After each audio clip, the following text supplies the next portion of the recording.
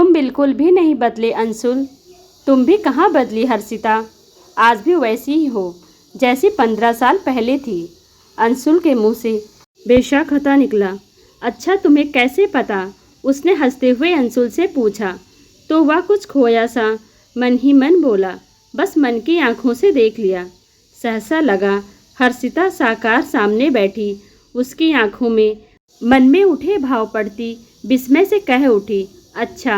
और फिर आहिस्ता से अपने गालों पर गिर आई लटों को अदा से कान के पीछे करती हुई जोर से हंसती हुई बोली, जो मन की आंखों से देखा सदा सच नहीं होता, जो खुली आंखों से देखा जाए वही प्रमाणिक, वही सत्य है। उस दिन भी वह इत्मीनान से चाय का घूंट भरती कह रही थी, तुमने देर कर दी, थोड़ा पहले प्रपोज करते तो यकीन मानो मैं तुम्हें हाँ कह देती, पर अब नहीं। जिंदगी दोबारा सोचने का एक मौका देती है, सोच लो। अंशुल के कहने पर वह मस्ती से बोली, जो सोच समझकर किया जाए वो प्यार कहाँ। एक बार मेरे लिए उसकी आशा भरी नजरें नज़रअंदाज करते हुए हर्षिता बोली, चलो तुम्हारे कहने पर दोबारा भी सोच लेती हूँ। कुछ पल के मौन के बाद आंखें मूंदी हर्षिता से उसने पूछा, तो क्या नतीजा निकला? उन्मुक्तता से हर्षिता दोनों बाहें फैलाकर कह रही थी, अंशुल तुम मेरे सबसे अच्छे दोस्त और विवेक मेरा पहला और आखिरी प्यार है। वह पल और मौन, अरे बोलो ना, तुम्हें कैसे पता चला कि मैं अभी भी वैसी ही हूँ? हर्षिता की आवाज़ पर अंशुल हड़बड़ा गया। ये क्या? वो अतीत में पहुँच गया। अब उसने हर्षिता को प्रपोज किया था। उस मुलाकात का एक एक पल उसकी आंखों के सामने जस का तस कि वह भूल ही गया कि वह हर्षिता से फ़ोन पर बात कर रहा है। अंशुल हड़बड़ाकर बोला, तुम्हारी प्रोफाइल फ़ोटो देखकर अंदाज़ा लगाया, तुम फोटो में तो बिल्कुल पहले जैसी ही लग रही हो, कहीं कोई परिवर्तन नहीं नज़र आता। सच में ऐसा है या कोई पुरानी फ़ोटो है? अंशुल की बात पर हर्षिता हंसते हुए बोली, ये जानने के लिए तो तुम्हें मेरे घर आना पड़ेगा। वैसे विवेक कहते हैं कि मैं बिल्कुल पहले जैसी हूँ। अब बाकियों का मुझे पता नहीं। सोशल साइट का एक फ़ायदा तो हुआ कि तुमने मुझे ढूंढ लिया। देखो कब मिलते हैं। अंशुल की प्रतिक्रिया पर हर्षिता उत्साहित हो बोली, इसी वीकेंड आ जाओ। तुम चंडीगढ़ में हो, मुझे पता ही नहीं था। कसौली बहुत सुंदर जगह है, तुम्हें अच्छा लगेगा। रखती हूँ phone, okay bye. Phone cut चुका था, पर हर्षिता की अनुभूति अभी भी 15 साल पहले जैसी थी, मानो अभी ही उसने कहा हो। अंशुल, विवेक और मैं करीब 2 साल पहले मिले थे। एक बार में प्यार हो ऐसी कोई अनुभूति नहीं थी। फिर लगा हम दोनों के बीच प्लेटोनिक लव है, पर धीरे धीरे मैंने उसके अंदर के पौरुष और कोमल मन को जाना और बस प्यार हो गया। मेरे मन में तुम्हारी जगह एक दोस्त से बढ़कर कुछ नहीं। उस वक्त कहे शब्द आज भी नस्तर की तरह चुभते हैं। कहीं न कहीं ये टीस उठ ही जाती है कि वो होती तो कैसा होता, पर वो कैसे होती। एक तरफ विवेक था तो दूसरी तरफ सुकन्या थी। वो अलग बात है कि हर्षिता के लिए विवेक ही सब कुछ था, लेकिन वो सुकन्या से अच्छा विकल्प हर्षिता में देख रहा था। हर्षिता का फ़ोन क्या आया, बीता समय आंखों के सामने ही तैर गया। नई नौकरी की नई उड़ान थी, इसके लिए कोई लड़की बताओ। ये शब्द हर मिलने जुलने वालों के मुंह से निकलते। उन्हीं दिनों चचेरे भाई की शादी में दूर की रिश्तेदार की बेटी सुकन्या से मुलाकात हुई। रूप से नहीं तो साधारण भी नहीं थी सुकन्या। शादी के फंक्शन में गोलगप्पे खाती लड़कियों के हाव भाव कैमरे में कैद कर रहा था अंशुल। उसी को लेकर हंसी मजाक चल रहा था। सबसे बुरी तस्वीर सुकन्या की थी। शायद पानी बहुत तीखा था। उसकी वो तस्वीर डिलीट करने की एवज में शादी में उससे खूब काम करवाया अंशुल ने। मसलन कॉफ़ी बनाकर लाओ, किसी के सिर के नीचे से तकिया निकाल लाओ, मच्छर मारने वाली मशीन का जुगाड़ करो, जब भी बोलूँ एक कप चाय हाजिर इत्यादि। नीरज भैया की जूता चुराई रस्म में जूते की सुरक्षा की वकायदा में जूता सुरक्षित हो पाया या नहीं याद नहीं। हाँ, उसका दिल चोरी हो गया। सुकन्या की ओर उसके झुकाव को देख मम्मी ने उससे उसकी रजामंदी पूछी और उसने हाँ कर दी। सुकन्या के माता पिता बेटी के लिए इंजीनियर लड़का पाकर धन्य थे। कहीं कोई रुकावट नहीं थी। सुकन्या ग्रेजुएशन कर ले और तब तक अंशुल भी सेटल हो जाए। ये सोचकर सगाई करके शादी 1.5 साल के लिए टाल दी गई। करीब साल भर बाद उसे अपनी सोच और विचारों में परिवर्तन नजर आया। सुकन्या की कोई प्रोफेशनल डिग्री नहीं थी। करियर को लेकर उसका कोई विजन नहीं था। जहां उसके कलीग्स नौकरी पेशा लड़कियों का चयन कर रहे थे, वहीं सुकन्या को लेकर मन में दुविधा ने जन्म लेना शुरू कर दिया। उसे अपने भीतर परिवर्तन दिखा। परिवर्तन की वजह उसकी कंपनी में नई नई एम्प्लॉय हर्षिता थी। हर्षिता की दोस्ती में पड़कर उसका दिल फिर धड़का। अब उसके विचार जीवन साथी के प्रति बदल चुके थे। नौकरी पेशा लड़की ही स्टेटस को बढ़ा सकती है, कदम से कदम मिलाकर चल सकती है। अकेले जॉब करके गृहस्थी सिर्फ घसीटी ही जा सकती है। अपने साथियों के मुंह से सुने इन चंद जुमलों ने हर्षिता के बारे में उसे गंभीरता से सोचने पर विवश कर दिया। अब उसे सुकन्या के साथ बिताए समय में उम्र विशेष में होने वाला इन्फेचुएशन नजर आता, जो उस उम्र में स्वाभाविक था। सुनो, चाय पियोगे क्या? सुकन्या की आवाज़ ने उसे अतीत से बाहर खींचा। हाँ हाँ, चौंकते हुए उसकी अपने वर्तमान के हुलिये पर नजर पड़ी। कल से स्कूल में स्टे बैक कर दिया है। कल्चरल वीक की तैयारी हो रही है। सच बहुत थक जाती हूँ। सुकन्या के कहने पर कुछ ऊब से भरे भाव से उसने उसे देखा। हर्षिता की सोशल साइट पर उसकी प्रोफाइल पिक्चर के साथ HR मैनेजर लिखा था। उसी आधार पर कॉरपोरेट कंपनी की HR मैनेजर की तुलना वह प्राइमरी स्कूल टीचर से करने लगा। सुनो, मेहिका का 10th है। सोच रही हूँ कुछ समय के लिए ब्रेक ले लूँ। छोड़ दो जॉब। प्राइमरी स्कूल की जॉब है, कोई मल्टीनेशनल कंपनी नहीं जो इतना सोचा जाए। छोड़ना चाहती हो तो छोड़ दो।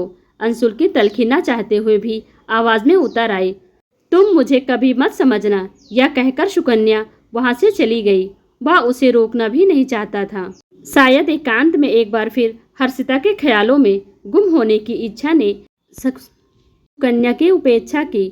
वैसे भी उसे क्या सुने और क्या समझे, चिढ़ होती है। अंशुल को सुकन्या का स्वभाव देखकर कोई महत्वाकांक्षा नहीं। उसके ख्याल को मन से निकालकर वह फिर हर्षिता के साथ अतीत में गुम हो गया। बुरा मत मानो अंशुल, पर विवेक मेरा पहला प्यार है। तुम भी तो मेरा पहला प्यार हो। इतना बड़ा झूठ भी वह बोल गया। सुकन्या और उसकी सगाई की बात से हर्षिता अनजान थी। विवेक बीच में नहीं होता तो शायद हर्षिता को सच बताकर मना भी लेता, पर यहाँ भी शायद की भूमिका मुख्य थी। उसका पलड़ा यहाँ हल्का था, इसलिए कदम पीछे हटाना मुनासिब लगा। उसकी और हर्षिता की राहें अलग हो गई। सुकन्या उसकी नियति बन गई। शादी के बाद लाख कोशिशों के बाद भी वह सुकन्या को कोई प्रोफेशनल ट्रेनिंग के लिए तैयार नहीं कर पाया था। हाँ, उसकी इच्छा का मान रखते हुए सुकन्या पास के ही स्कूल में प्राइमरी स्कूल की शिक्षिका बन गई। समय के साथ पत्नी के वर्किंग वुमन न होने की चुभन कम हुई। मन में पड़ी गांठ भी ढीली हुई थी। सुकन्या एक सुलझी हुई पत्नी साबित हुई। बावजूद इसके जब जब वह अपने साथियों की पत्नी के चढ़ते कैरियर ग्राफ को देखता, उसकी कल्पना में हर्षिता उतर आती। एक अफसोस के साथ वह सोचता, काश सुकन्या के बारे में इतनी जल्दी निर्णय ना लेता तो उसके जीवन में कोई ऐसा होता जो उसके अर्थभार को भी साझा करता। इस बार वीकेंड मानो लंबे अंतराल बाद आया हो। हर्षिता का मैसेज आ गया। दिए पते पर सुकन्या के साथ अंशुल कसौली पहुंचा। वहाँ की खूबसूरती और ठंडक में दिली सुकून के साथ हर्षिता को महसूस किया। छोटे से खूबसूरत सरकारी कॉटेज के गेट पर ही विवेक रिसीव करने पहुंचा। आबूनूसी रंग के लगभग गंजे हो चुके अति साधारण व्यक्तित्व और हर्षिता के पहले प्यार से वो पहली बार परिचित हो रहा था। स्वयं के आकर्षक व्यक्तित्व से मिलान किया तो अपने अहम को टूट मिली थी। आज धूप अच्छी खिली है, आइए यहीं बैठते हैं, कहते हुए विवेक लॉन की ओर ले गया। सामने धूप में हर्षिता बैठी हुई थी। जीन्स कुर्ती पहने हर्षिता ने स्कार्फ से सिर और चेहरे को ढक रखा था। आंखों में बड़ा सा सनग्लास लगाए हर्षिता को दूर से देखकर एक बारगी अंशुल का दिल धड़का। हर्षिता इजी चेयर से उठकर आत्मीयता से मिली। आपसी बातचीत और मेहमान नवाजी के बीच अंशुल ने हर्षिता को ध्यान से देखा। कुछ अजीब सी लगी वह। तुम ठीक तो हो ना? बिल्कुल ठीक हूँ, अंशुल के पूछने पर हर्षिता ने मुस्कुराते हुए कहा। उसी समय सुकन्या बोल पड़ी, विवेक जी बता रहे थे कि इन फूलों की देखभाल आप ही करती हैं। अपने लॉन को बहुत मेंटेन किया है। हरे भरे पेड़ पौधे और रंग बिरंगी क्यारियों को देखकर सुकन्या प्रभावित थी, पर खुद को जरा भी मेंटेन नहीं किया। बेखास्ता अंशुल के मुंह से निकल गया तो सुकन्या असहज हो गई, पर हर्षिता ने मुस्कुराकर कहा, ये बात विवेक के सामने मत कह देना। सबके लिए कॉफी लाते विवेक को देख भावुक हुई हर्षिता अभी बोल रही थी, बहुत भाग्यशाली हूँ मैं जो विवेक जैसा पति मिले। धीरे धीरे ही सही पर ठीक हो रही हूँ, वरना मुझे कैंसर है। इस खबर ने तो तोड़ ही दिया था। पुनर्जीवन दिया है विवेक ने मुझे। कैंसर? स्तब्ध अंशुल के मुंह से निकला। हाँ, वह स्कार्फ से ढके और सनग्लास चढ़े चेहरे की सच्चाई को समझ ओह सॉरी बस इतना कह पाया। भवें और सिर के बाल झड़ चुके हैं कीमोथेरेपी से, कहते हुए हर्षिता ने चश्मा हटा दिया। अंशुल विचलित था, पर विवेक बड़े प्यार से उसे कॉफ़ी पकड़ा रहा था। तुमने बताया नहीं, अंशुल अस्फुट शब्दों में बोला। इसमें बताने जैसा क्या है, कैंसर ही तो है, ठीक हो जाएगा। विवेक के विश्वास को देख अंशुल अवाक था। हर्षिता की जिस पुरानी छवि से वो अब तक बंधा रहा, उसे यूं तार तार देख उसे बहुत दुख हुआ। जानते हो अंशुल, शुरू में कीमोथेरेपी से मेरे झड़े बाल और बदसूरत शक्ल देखकर घर में कोई काम करने नहीं आता था। उस वक्त विवेक ने सारे काम खुद किए, मुझे संभाला। जो लोग मुझे देखना संवेदना प्रकट करें, उन्हें तो विवेक पास भी फटकने नहीं देते हैं। हर्षिता के कहते ही अंशुल विस्मय से बोला, ऐसी हालत में तुम काम कर रही हो? तुम्हारे प्रोफाइल में HR मैनेजर लिखा है ना? उसकी दुविधा दूर करते हुए विवेक ने कहा, कुछ समय के लिए इन्होंने विराम लिया है। HR मैनेजर इनका पुराना अपडेट है, उसे बदला नहीं, क्योंकि ठीक होने के बाद वहीं से शुरुआत करनी होगी। हर्षिता को काम छोड़ने पर दुख हुआ होगा। अंशुल के कहने पर विवेक बोला, दुख उन्हें होना चाहिए जो उम्मीद छोड़ देते हैं। वर्तमान से हार कर जॉब, करियर, भविष्य की बातें बेमानी है। असल जीत तो वर्तमान को जीतकर हासिल करनी चाहिए। मुझे गर्व है हर्षिता पर, जिसने अपने वर्तमान को जीता। विवेक की बात पर हर्षिता एकटक उसे देखती हुई बोली, तुम हो तो वर्तमान जी पा रही हूँ। एक दूसरे के प्रति इतना विश्वास और आपसी समझ देख अंशुल हैरान था। दोनों यूं एक दूसरे में डूबे बातें कर रहे थे, मानो विवेक कहीं का राजकुमार और हर्षिता प्रिंसेस हो। एक दूसरे को शुभकामनाओं के साथ अंशुल और सुकन्या ने विदा ली। रास्ते भर अंशुल सोचता रहा कि हर्षिता का फैसला सही था, सच्चा प्यार था, तभी उसे ऐसा जीवन साथी मिला जो इन परिस्थितियों में उसका साथ निभा रहा है। उसे अपना व्यक्तित्व विवेक के सामने बौना लगा। रास्ते में चाय पीने के लिए वहां रुके तो अंशुल को उदास देख सुकन्या ने कहा, क्या हुआ? तुम हर्षिता जी की हालत से दुखी हो? अंशुल एक फीकी मुस्कान के साथ मौन था। वह फिर बोली, उसके साथ विवेक जी हैं, देखना वो इन परिस्थितियों से बड़ी जल्दी बाहर आएंगे। वे भी स्वस्थ हर्षिता जी के साथ। मैंने उन्हें ध्यान से देखा है, उनमें गम में भी खुशी तलाशने वाली अद्भुत इच्छा शक्ति है। अपने सदप्रयासों से हर्षिता जी को वो पतझड़ में भी मधुमास का अनुभव करा देंगे। ऐसे सकारात्मक वातावरण में कोई रोग भला कैसे टिकेगा? कहती हुई सुकन्या कसौली की खूबसूरती में खो गई। सुकन्या की विचाराभिव्यक्ति एक नई सुकन्या से उसका परिचय करा रही थी। विवेक, हर्षिता और सुकन्या परिस्थितियों के विपरीत होने पर भी सुखी थे, क्योंकि इन सब में किसी को कुछ देने के सद्भाव थे। सुख का आकांक्षी होने से पहले उसे भी देना सीखना होगा। उसे भान हुआ जिस सुकन्या को वह अक्सर अनसुना करता आया, वह सुकन्या दुर्लभ संयोग है जिसकी प्राप्ति उसे किस्मत से हुई है।